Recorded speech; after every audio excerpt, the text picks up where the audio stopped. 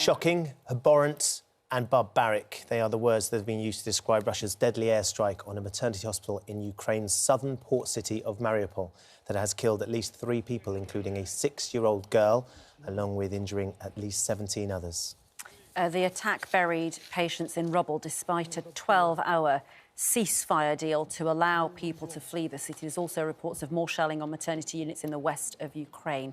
We're joined now by the Deputy Mayor of Mariupol, Sergei Orlov. We also have Diana Berg, who recently visited that hospital and escaped the city just days ago. Thank you for joining us both. First to you, Deputy Mayor. Our immense sympathies for what you and your town are going through. It's horrific. Had you anticipated in any way that your children and maternity unit would be a target in this war? It's absolutely awful situation for us, and we cannot imagine that it could be. Yesterday we had the air bombing of the center of the city, and we saw this awful picture and awful video and awful results of this bombing. So we do not know what to tell about how it could be in 21st century. What is the? Can you explain what the situation is like this morning, Mr. Orlov? This morning we hope that it will become a kind of ceasefire and we'll be ready to evacuate our citizens to Zaporizhia. We are ready to evacuate about 2,000 citizens per day with our buses, but there is no ceasefire. Unfortunately, 10 minutes ago, we received information that military aircraft, Russian, go directly over the Mariupol, and they bomb center of the city. So shelling and bombing is continuing at the moment in Mariupol. And you just had that information in the last 10 minutes? Yes, it's information last 10 minutes. And we're looking at pictures now of the maternity unit that was bombed yesterday. Are rescue workers still searching the wreckage? Is there a hope that you may still find some casualties under the rubble? You should understand that it was like a medical campus. We had 3 buildings there: maternity hospital, children's hospital, and children's therapy. So it's good that most of the visitors were in bomb shelters. So we had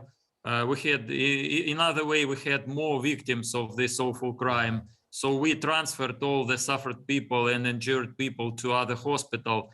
But this hospital, you should understand that it's thought that it was destroyed by Russian bombing for last 5 days. Before they destroyed hospital number 9, this is biggest COVID hospital in Mariupol and blood collection station. So we don't know where to put our injured and suffered people after such bombing. And it's not just what's happened there. Mariupol's been under intense bombardment, hasn't it? And there is a photograph which we are not showing this morning on air because it's breakfast television, but it does show people in Mariupol having to build and dig mass graves because there are potentially, is this right, 1,000 civilians who have died in Mariupol. We can confirm only numbers the day before yesterday. So the numbers were that we have 1,207 killed people, civil people. But you should understand that there is only bodies that we can collect on the street. And it's absolutely not possible to bury them in private graves out of the city. That's why we were only one possibility to bury them in mass grave, and 47 persons were buried there, and unfortunately we cannot identify all of them. It is heartbreaking, Sergei, for us to watch what you are going through. How are you maintaining your courage and your resolve? How are your fellow citizens of Mariupol coping with this onslaught, which seems to be endless? It's very difficult. I told that for 8 days, our city does not have any utility, electricity, water supply, heating, sanitary system. 3 days before Russia bombed natural gas pipelines. So at the moment, Mariupol looks like in semi-ancient times, people collect wood and preparing some food on fire. And they were happy that yesterday we had snow, so they had the opportunity to collect some snow and to melt to water. So it's like, and all the words they tell that they are waiting for humanitarian help, for some food, because adults can find some food, but children cannot find any children's food for infants, and their mothers unfortunately do not have milk. So it's awful situation. I don't know what to tell. And you speak about it in such calm ways, but it is not lost on us the absolute horror. And Diana Bergin, you were at that hospital that has been bombed. I think just a few days ago before you fled Mariupol. You were there, I think, for a COVID test. I mean, there must be... I don't know how you feel, knowing that had you left a few days later, you'd gone for your COVID test yesterday, who knows what might have happened to you? Exactly.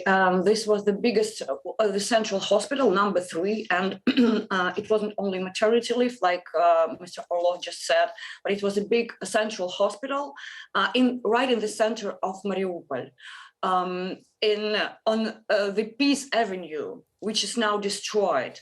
And when I look at these videos, my heart is just bleeding, because I see all the places I've just visited a week before the invasion, like the pizza place or some cafe or this square and the streets and this hospital where our family doctor was,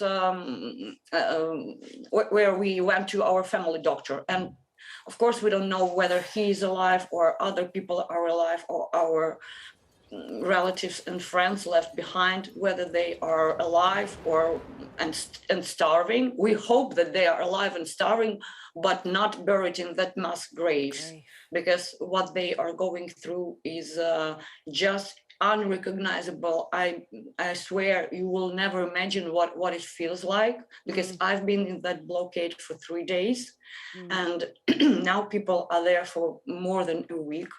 And it's unbearable. They are stark. They are stark options, aren't they? To be buried under the rubble, or to be starving but still alive. But they seem very, very bleak. Sergei, just before we let you both go, we've got the Armed Forces Minister joining us in just a moment here on the programme. What would you say to the politicians around the world and in Europe who are trying to offer as much support as they can to infrastructure to help you?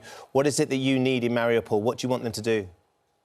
We're very thankful to all the support that provides Great Britain, USA, EU, and we thanks for that. But you should understand that we, 15 days before, we were a peaceful country, we were a peaceful city, developing city, and they do our best to make great projects and to give opportunity our citizens to love life and to love Ukraine. And they were proud to be Ukrainian and to be Mariupol citizen. But Putin and his army destroyed everything.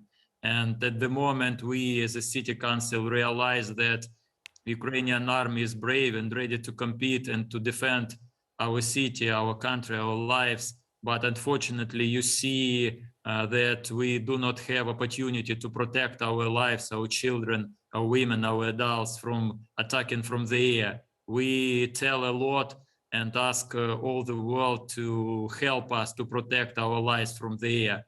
So our president and our government told that it's absolutely necessary to do in several hours to give opportunity to protect somehow us from the air. So some are telling that we should ask for no-fly area, or at least give us anti-missile, anti-rocket weapon to give opportunity to protect our lives.